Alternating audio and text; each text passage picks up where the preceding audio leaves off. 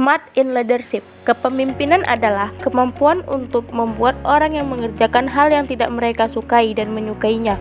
Kepemimpinan adalah suatu kualitas, suatu budaya, suatu peran, suatu pola pikir, dan serangkaian tindakan. Menurut Roxana Houghton, pendiri forum bisnis @fixroxy.com, pemimpin yang efektif tahu bagaimana menyelesaikan pekerjaan dengan jumlah waktu yang wajar dan menjaga kehidupan pribadi serta kesehatan mereka secara keseluruhan yang terintegrasi dengan baik dengan kehidupan kerja mereka. Bagaimanakah caranya agar dapat melakukan kepemimpinan yang cerdas? Kepemimpinan cerdas, delegasikan dan prioritaskan tugas Anda. Yang pertama, salah satu cara terbaik untuk melatih kepemimpinan cerdas adalah mendelegasikan tugas kepada setiap anggota tim Anda, sehingga Anda dapat memfokuskan energi Anda pada tanggung jawab yang secara khusus Anda miliki. Sebelum Anda mulai mendelegasikan dan menyelesaikan tugas, luangkan waktu Anda untuk membangun kekuatan dan semangat tim Anda. Jika terjadi suatu konflik, sebaiknya Anda perlu menanganinya dengan segera dan jangan ditunda. Konflik yang tidak terselesaikan akan menguras jumlah tenaga ekstra di kemudian hari, entah itu energi Anda ataupun energi anggota tim Anda. Yang ketiga, jadilah pemimpin yang dapat dipercayai oleh para anggota tim Anda. Hormati mereka layaknya Anda juga dihormati oleh mereka.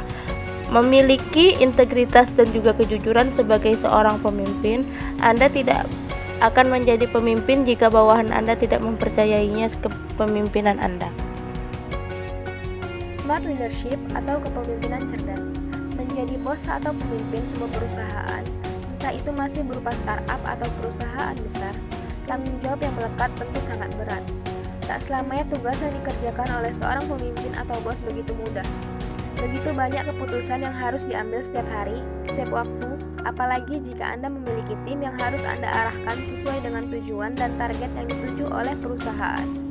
Kepemimpinan menuntut waktu dan tenaga yang penuh, namun bukan berarti harus selalu menetap di kantor untuk mengawasi setiap jalannya alur pekerjaan rutin di kantor. Apa sih rahasia sukses kepemimpinan? Rahasia sukses kepemimpinan. Pertama, mendengar aktif. Komunikasi merupakan keterampilan paling penting dalam hidup. Kita menghabiskan sebagian besar jam bangun untuk berkomunikasi. Dalam berkomunikasi dikenal dengan perilaku pendengar yang kemudian akan merespon kedua belah pihak untuk saling menanggapi. Kedua, mewujudkan sinergi. Rahasia sukses yang lainnya adalah pengalaman. Dari pengalaman, kita dapat membuat sinergi yang akan menentukan suatu keberhasilan. Sinergi dapat diwujudkan dengan melakukan apa yang dalam manajemen disebut berpikir menang-menang. Ketiga, seperti untuk menggapai mimpi perusahaan, sang pemimpin perusahaan seharusnya hanya mempekerjakan orang-orang cerdas dan kemudian membentuk tim-tim kecil yang kreatif untuk mengerjakan proyek tertentu. Keempat, belajar dari semut dan kutu daun. Mereka semua adalah binatang yang hidup berkelompok di dalam tanah.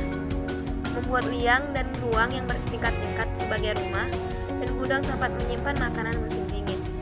Kerapian dan kedisiplinan yang terdapat dalam kerajaan semut sebagai bagian yang harus dicontoh oleh manusia. Kepemimpinan dalam kegagalan. Pertama, belajar dari kegagalan. Kegagalan merupakan label yang sering kita hubungkan dengan suatu tindakan yang tidak berhasil.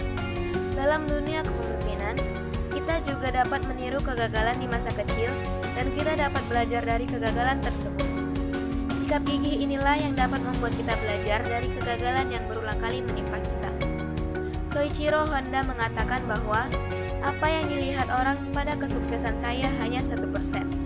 Tetapi apa yang tidak mereka lihat 99% yaitu kegagalan-kegagalan saya. Kedua, awal dari kesuksesan. Perbedaan orang yang sukses dan gagal terletak pada cara mereka menyikapi kegagalan. Orang sukses apabila mendapat kegagalan akan langsung bangkit dan mulai kembali. Dan sebaliknya dengan orang yang gagal. Jika kita telah mengetahui sisi positif dari kegagalan, maka bangkitlah dan mulailah awal kesuksesan kita sendiri. Sekian dari materi yang kami sampaikan, semoga bermanfaat.